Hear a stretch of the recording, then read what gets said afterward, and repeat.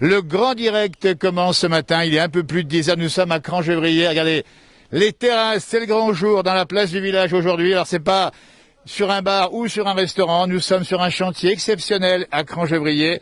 Le chantier de l'Espérance 3. Dans un instant, vous allez voir la maquette du bateau qui va flotter sur l'eau à partir de septembre, c'est ça, Jean-Luc Baudin, notre guide du jour, c'est ça À partir de juin, déjà, la mise à l'eau c'est en juin, et puis à partir de septembre, c'est le grand baptême avec la bouteille de champagne, et puis ça y est, Espérance 3 voguera de nouveau sur le lac pour les 100 ans prochains. Et puis c'est une chose exceptionnelle, c'est du patrimoine, c'est de la modernité. On va saluer les jeunes qui travaillent là depuis plusieurs années, c'est ça 4 ans maintenant, l'association travaille depuis 4 ans et eux depuis 2 ans. Et franchement, là vous les voyez, donc ils inaugurent les terrasses, mais c'est une super équipe. Belle alchimie, belle équipe, et j'espère qu'il y aura Espérance 4, Espérance 5, parce qu'ils le méritent. On l'espère bien sûr tous. Allez, on va rentrer à l'intérieur, voir le bateau comme il est. Merci, bravo en tout cas à ceux qui nous ont reçus ici. Et alors ça c'est formidable, on va montrer tout de suite, Marianne, à la caméra ici, la réalisation. On la verra en grandeur nature. C'est une maquette ici qui est faite par un Haut-Savoyard, c'est ça Oui, c'est une maquette qui a été faite pour la promotion d'Espérance 3. Elle a été faite par Maurice Lacombe. Et Maurice Lacombe est un personnage extrêmement particulier qui habite au bord du lac, à Verrier du lac. Il fabrique des maquettes. Il faut aller le rencontrer parce que ce monsieur, il a un bureau d'études. Parce que c'est un professionnel de la navigation, il a un bureau d'études en forme de sous-marin au bord du lac à Annecy. Allez le voir. Alors le bateau, donc dit bien, ce grand chantier unique en France, c'est ça Jean-Luc, chargé de communication ici pour ce projet. Ce grand chantier-là, unique, on le voit là-bas, tiens, on va le voir en face. On va pas trop s'approcher parce que les gens travaillent. On va s'en approcher nous sur le côté. C'est l'état du chantier aujourd'hui. Oui. C'est l'état du chantier aujourd'hui. Si on se projette quelques années en arrière, maintenant, il n'y avait rien dans ce bâtiment, il n'y avait rien. Et puis petit à petit, avec la fameuse super équipe dirigée par Jérôme Mascarel. Un plan sur Jérôme qui est là-bas en train de travailler. Il prend sa petite pause pour l'instant. Alors il est sur la gauche, ici on voit bien, on va zoomer un tout petit peu dessus. On le verra encore un petit peu mieux, voilà. Qui fait un gros travail avec ses équipes. Ils ont construit un bateau, reconstruit un bateau à l'identique d'Espérance 2. Et la question qui lui avait été posée à l'époque, c'est comment on construit un beau bateau. Eh ben, comment on construit un beau bateau, c'est ça. Et aujourd'hui, on a le résultat parce que dans quelques semaines, il est fini, il est terminé. Ça sera en juin, attention, on vous le redira. Et on y sera bien sûr dans le direct de la place du village. Ça sera le 23 juin. La mise à l'eau officielle. Oui, 23 juin, avec, vous le verrez là, tout à l'heure, mais avec le mur qui va être cassé, avec tout un parcours dans Annecy. Il faut casser le mur du hangar ici où nous sommes. Les anciennes forges de Cran, pour ceux qui connaissent ici, c'est un lieu mythique de l'histoire du pays. La mise à l'eau, on procède par trempage, parce que c'est un bateau en bois. Oui. Et donc on peut pas, c'est pas un bateau où le bateau part à l'eau tout de suite, donc on procède par trempage, donc il restera sur la grue pendant 48 heures. Petit à petit, et il sera petit à petit dans l'eau avant de naviguer vers Sévrier, parce que ce sera le chantier mobile. Absolument. Le chantier sera à nouveau à Sévrier pendant 2 mois pratiquement. Et le public, vous qui nous regardez, vous le verrez, ce bateau, à partir du 23 juin, il y aura une sortie déjà officielle. Oui, sortie officielle. Alors, les conditions sanitaires font qu'on peut pas appeler beaucoup de public, mais quand même, on sera au bord du lac et tout, et donc ceux qui veulent venir viendront. On va voir Renaud, tiens, qui va nous dire un peu d'où vient ce projet. On dit bien, nous sommes en direct, si vous nous rejoignez ici, nous sommes à Crangevrier. Avec à mes côtés Renaud, bonjour, Renaud Verret qui lui, alors, c'est le secrétaire général de l'opération. Nous sommes en direct dans la place du village. On voit un chantier exceptionnel, dis donc. Il faut nous dire, Renaud, d'où est venue cette idée folle? Parce que c'est quand même un truc de fou. L'idée folle, c'est avec Pierre Lachenal sur les vignes de Verrier où il me disait il y a quelques années, c'était en 2016, il me disait mon rêve quand je serai vieux, que j'aurais plus rien à faire, ce serait de reconstruire une barque à voile latine sur le lac d'Annecy pour transporter les vins de Verrier, de Menton et autres. Mais je sais que je le ferai jamais parce que c'est impossible. Et ça va se faire. Et ça va se faire. Il faut m'expliquer parce que là il y a une partie d'histoire extraordinaire, c'est qu'on a eu sur le lac d'Annecy ces fameux bateaux à voile latine, c'était poussé par le vent et on y transportait plein de trucs. Absolument, on transportait toutes les marchandises depuis Doussard, tout le tour du lac jusqu'à la place au bois à Annecy, des pierres, de la lignite, du bois, de tout ce qu'on pouvait imaginer. C'était la seule voie de circulation d'un bout à l'autre du lac. Il n'y avait pas de route. Il n'y avait pas de route parce qu'aujourd'hui il y a une belle route, mais à l'époque il n'y avait pas de route, donc le bateau avait toute sa place. Absolument, donc c'était le seul moyen. Et le déclin des barques, de la dernière barque à voile latine, Espérance 2, ça a été justement quand les routes ont commencé à s'ouvrir et que la voie ferrée Annecy-Ugine a été mise en place. Donc là, il y a eu de la concurrence sur le transport. Et compétition entre transports et le bateau, il est parti à l'eau. Et le barque, il n'est pas parti à l'eau, ils l'ont abandonné sur. Il est parti dans tous les poêles à bois, les cheminées de tour du lac. Tout le monde est venu se servir en bois de chauffage. C'est comme ça que généralement les barques terminaient gagner leur vie. Renaud, on va se mettre devant la maquette parce que pour l'instant, on est en chantier, on le dit bien là-bas, au cœur ici du Alpine Aluminium où nous sommes. La maquette, la voici. Alors ça, c'est la réduction combien? On peut l'estimer à peu près? L'échelle? Je crois que c'est un 20e. C'est un 20e. Il me semble. On va le montrer avec la caméra ici, on le dit bien, c'est ce qui va se faire, ce qui va sortir. Alors, les voiles seront mises un peu plus tard. Hein. Les voiles seront mises juillet, oui, deuxième quinzaine de juillet. Le grand public qui voit ça, parce que là, écoutez, c'est magnifique. Moi, je rêve de ces bateaux anciens qui sont reconstitués. Ça sera le 23 juin. La mise à l'eau sera le 23 juin. Le 21 juin, on casse le mur là au fond du hangar. On sort le bateau et le 22 juin en soirée, on traverse tout Annecy avec un convoi exceptionnel bien sûr, parce que c'est pas tellement la longueur, mais il fait quand même 6,70 m de large, donc ça va prendre un certain temps. Il y a 3 à 4 heures de transport entre les Forges de Cran et les Marquisats. Et la mise à l'eau se fera le lendemain matin, progressivement, parce qu'il faudra que le bois gonfle dans l'eau. Et oui, il l'a dit à Jean-Luc, c'est tout un travail de façon. C'est un travail de spécialiste. Ah ben complètement, c'est un bateau de professionnels. C'est une association qui gère l'ensemble, une association de bénévoles, mais toute la partie technique, depuis l'architecte jusqu'au dernier boulon, ce sont des professionnels avec une équipe de charpentiers de marine. Et on les salue, parce que c'est oui. des vrais compagnons quasiment. Hein. Ah ben oui, il faut pas le dire ça. Mais... Mais en tout cas, ce sont des spécialistes. Tiens, on va voir les questions. N'hésitez pas à poser vos questions. Nous sommes en direct, il y a un peu plus de 10 heures ce matin à Cran-Gevrier. On va voir, tiens, on vous suit. Jean-Luc et Renaud, merci d'être avec nous ce matin. C'est quand même un grand moment dans la place du Havre. C'est un bout de temps que je voulais venir ici. Et j'avoue que, franchement, prendre ce pari de reconstituer comme ça un bateau qui va voguer sur l'eau, on verra d'ailleurs pourquoi, qu'est-ce qu'il y a à faire ensuite.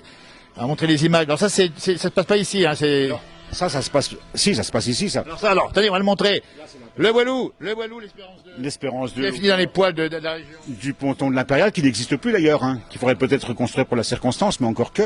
Et puis là, vous avez aussi Espérance avec des photos noires et blancs qui ont été retrouvées.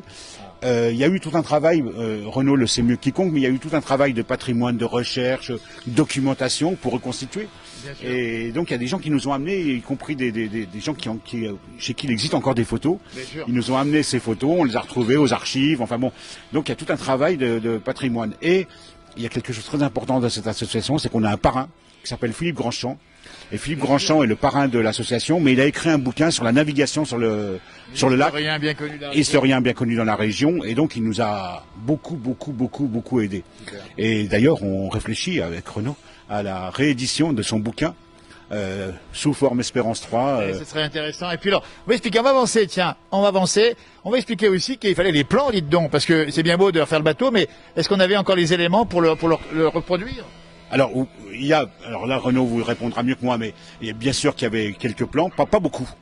Ah oui. Là, vous voyez en passant les photos d'un bateau qui est sur le lac Léman, c'est ça. La Vaudoise. Et c'est une association aussi qui a... Alors là, c'est de la restauration. L'association restaure depuis des années, ce bateau date des années 30. Il le restaure depuis des années. Et il y a tout un petit groupe qui s'appelle les Pirates d'Ouchy à Lausanne. Et c'est extraordinaire. Et donc, il y a eu beaucoup de passerelles entre Espérance et puis l'association. Des contacts, parce qu'en fait, c'est la même forme, les mêmes voiles, et avec le lac Léman où il y a un peu plus de vent. C'est vrai qu'il y a plus de vent. Donc, on a besoin de... Parce qu'on dit bien, ça va être... Alors, il y a aussi une dimension écologique dans tout ça. On va avancer, tiens, on va le voir. Là-bas, c'est-à-dire que c'est une façon de reproduire un bateau mu à l'énergie éolienne, mais bon, même s'il y a un petit complément électrique, on dit bien. Hein. La réglementation nous impose une deuxième mode de propulsion, ce qui est assez logique. Et dès le départ, on a opté pour la motorisation électrique. Sur le lac d'Annecy, on n'avait pas imaginé à un seul moment mettre autre chose que des moteurs électriques avec des batteries rechargeables, bien sûr.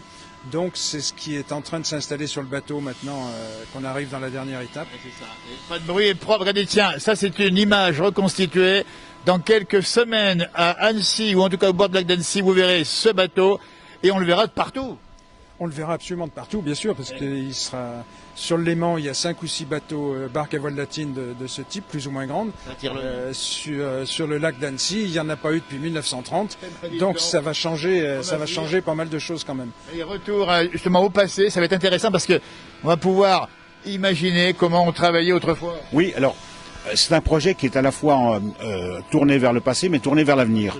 Et il est tourné vers l'avenir avec la motorisation électrique, on vient d'en parler. Il est tourné vers l'avenir sur les messages qui portent d'environnement, d'éducation à l'environnement. Et il est tourné vers le passé aussi parce que les voiles latines, le patrimoine et tout. Je pense pas qu'on chargera 40 tonnes de matériel sur le bateau. Est-ce qu'il y aura les minerais, est-ce qu'il y aura le bois, est-ce qu'il y aura le pinard, etc. Je pense pas que le vin de Menton produira 40 tonnes. Bouteille de quand même. Ou de Verrier produira suffisamment de vin pour l'emmener de Talloires à Saint-Geriot. Je crois pas, mais par contre on accueillera du monde pour de la formation, de l'éducation et tout. Et notamment un lien avec les réserves autour du lac, la réserve du Roc de Cher, la réserve de Doussard, la réserve du Marais de l'Enfer à Saint-Geriot, où là il y a besoin d'être un ambassadeur. Et on va s'approcher ce sera une ambassade du chantier. En fait. On a bien compris le côté pédagogique et le côté aussi environnemental. Donc c'est un projet qui s'inscrit dans cette dimension-là, c'est faire connaître et c'est faire savoir ce qui se passait autrefois et ce qu'on peut défendre aujourd'hui. Absolument. Et puis, donc on disait tout à l'heure, bateau de professionnels. Voilà l'équipe de base, les têtes pensantes avec l'architecte naval. Plan Marianne sur l'architecte ici en chef qui a pensé tout ça. Laurent Marbeau avec ses 2 ingénieurs qui ont beaucoup travaillé sur le bateau. Et Cédric Pansin qui lui est le maître d'œuvre. Voilà, on dit bien, c'est une équipe de spécialistes, c'est de la haute volée, c'est de la haute technologie. Il ne faut pas se rater parce que c'est quand même compliqué un bateau. C'est compliqué un bateau, puis là ce qui est compliqué aussi c'est qu'en matière d'ingénierie navale à Annecy on n'est pas très bien équipé, donc notre architecte est à Bordeaux, le maître d'œuvre est en Normandie, ce qui complique un peu quand même un peu plus. Et puis après on a l'équipe des charpentiers. On va aller voir les charpentiers qu'on a vu tout à l'heure en tout début. Des premières images en fait, parce que là vous voyez un bateau qui se termine. C'est le début, 2 ans, mais c'est le début. Et imaginons avec des bois des Alpes, parce que le bois il vient des Alpes. C'est du mélèze, c'est ça. Il n'y a pas que du mélèze. Du sapin. Mais ce bois des Alpes, imaginez-vous, projetez-vous sur un lieu où il n'y avait rien. Et il partait de plans et tout, et petit à petit, et on voulait que ce chantier soit une vitrine pédagogique, un chantier vitrine. Oui, alors, il y a eu effectivement le Covid malheureusement. Le Covid malheureusement nous a un peu ralenti, mais on l'a fait comme vous sur Facebook, on l'a fait dès qu'on a pu ouvrir des petites fenêtres, notamment aux Journées du patrimoine l'an dernier, où on a ouvert une fenêtre, exact. Plus de 1200 personnes se sont présentées là pour Alors on est le relais, vous voyez, on ne peut pas venir aujourd'hui, on est le relais pour l'information, mais vous le verrez bientôt en vrai, ce bateau, l'Espérance 3. Les gars qui bossent sont ici, on va saluer Jérôme, on l'a vu tout à l'heure. Jérôme Mascarel, donc qui est le chef de chantier. Et franchement, bien sûr, il a à son actif, Jérôme, beaucoup de construction de bateaux. Celle-là, j'espère qu'elle sera marquée sur son CV, parce que c'est un vrai projet, il a vraiment géré une super équipe, Cyril, Pierre, Valentin et d'autres. On va avancer un petit peu parce qu'on les voit travailler, on va travailler les gars justement. On dit bien, nous sommes, pour ceux qui nous rejoignent en direct, nous sommes à Cran-Gevrier, ancienne forge de Cran ici à Alpine Aluminium. Et un projet unique en France, on dit bien reconstruire un bateau quasiment l'identique évidemment, de celui qui voguait sur le lac avant 1930. Il y en avait plusieurs avant en plus. Oui, il y en a eu plusieurs, de nombreux, et 2 Espérances, puisqu'il y a eu Espérance 1, Espérance 2. Et Renaud vous le disait tout à l'heure, mais Espérance 2, je crois qu'on trouve encore des morceaux de bois si on cherche bien, dans un quai qui s'appelle le quai Espérance au bord du lac. Alors, si vous voulez faire un jeu de piste, allez chercher. Morceau de l'Espérance 2. Alors, effectivement, le terme Espérance, on comprend ce que ça veut dire aussi. Hein. Oui. Et là, vous voyez aussi la construction à la fois tournée vers le passé et l'avenir. Et donc, l'architecte, l'équipe a opté pour le lamellé-collé, donc qui n'existait pas à l'époque, mais c'est une technique qui permettra que ce bateau-là soit là pour 100 ans. Absolument. On va le montrer, nous sommes en direct, il est à peu près 10h15 en ce matin où les terrasses sont ouvertes. Vous voyez, nous on a choisi montrer le patrimoine, mais n'oubliez pas de profiter aussi de cette journée un peu particulière, si le beau temps le permet évidemment. Voici, on va le montrer ici, nous sommes en sécurité pour le faire, Arnaud et Jean-Luc qui nous accompagnent. Les gars qui bossent actuellement, Jean-Luc, dis-nous un petit peu ce qui se passe. Est-ce qu'on sait ce qui se passe, Renaud, ici? Oui, là on est quand même sur la finalisation. La dernière partie qui a été construite, c'est les coursives extérieures du bateau, parce que les équipages circulaient autour du bateau. Le pont était entièrement encombré. Donc cette espèce de passerelle latérale, ça s'appelle des apoustis.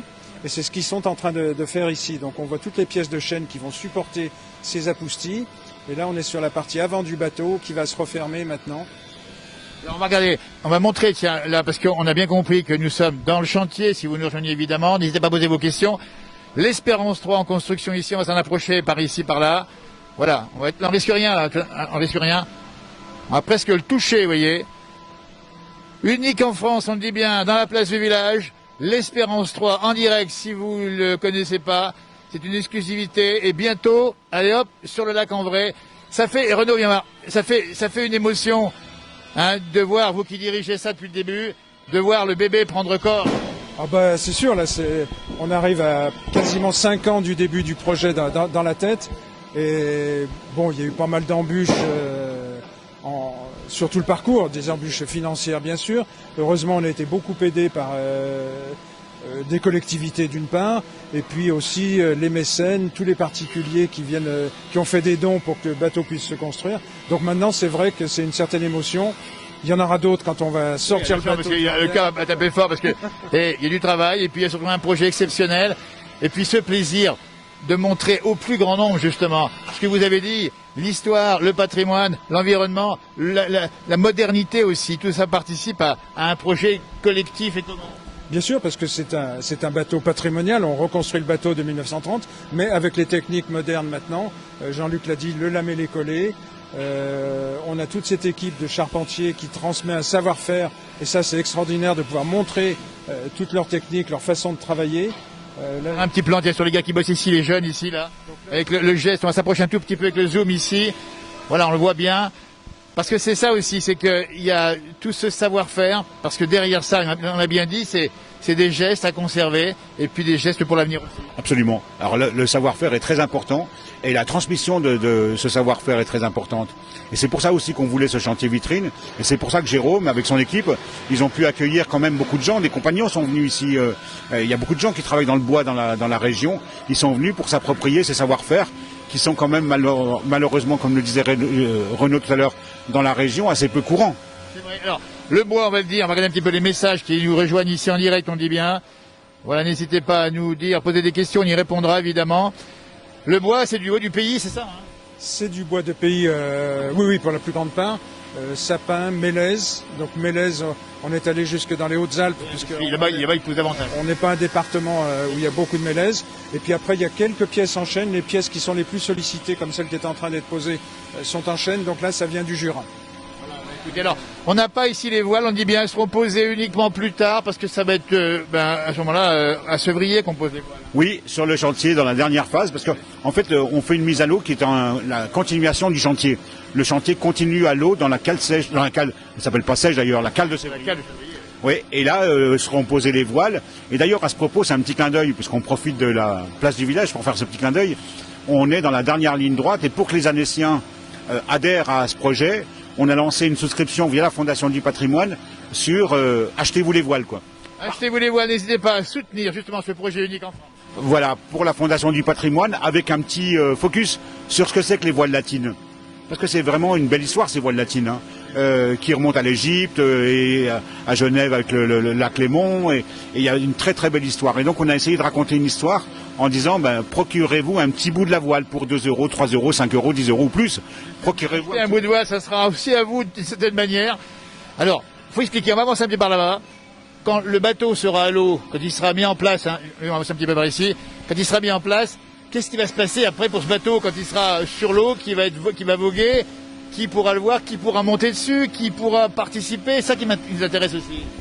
Alors ça c'est une très bonne question sur qui va pouvoir monter, tout le monde.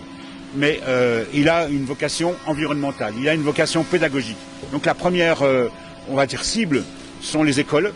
Et les écoles vont se l'approprier pour déjà un certain nombre de jeunes se sont appropriés ce projet. Il y a presque 500 élèves qui travaillent sur ce projet aujourd'hui, qui n'ont pas pu venir, mais qui vont venir si on ouvre le chantier dans la dernière ligne droite, mais qui ont déjà travaillé sur le projet, entre le patrimoine, les moteurs et tout.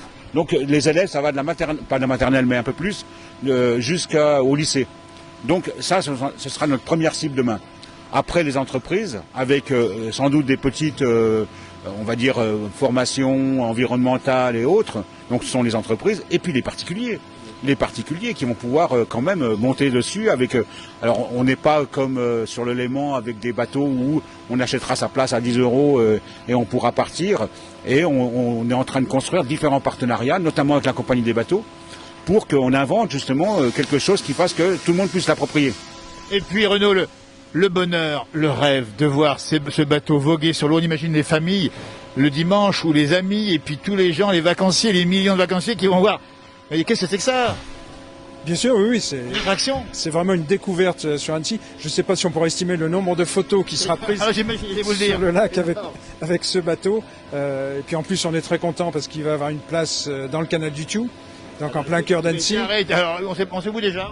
Oui, oui, dans le canal du Thiou, côté mairie, côté quai Napoléon III. Là. Il aura d'autres emplacements, bien sûr, à Doussard notamment, qui sont les points de recharge pour l'électricité, Doussard, Sevrier et Annecy. Et puis à terme, on réfléchit à d'autres de pouvoir. La Joconde, puisqu'il y aura énormément de monde. Ce sera notre hernium à nous.